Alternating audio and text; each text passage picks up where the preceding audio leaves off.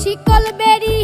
দিলেই কি আর কাউরে বাঁধা রাখা যায়, যদি থাকিতে না যায় কি লাভ হইল শিকল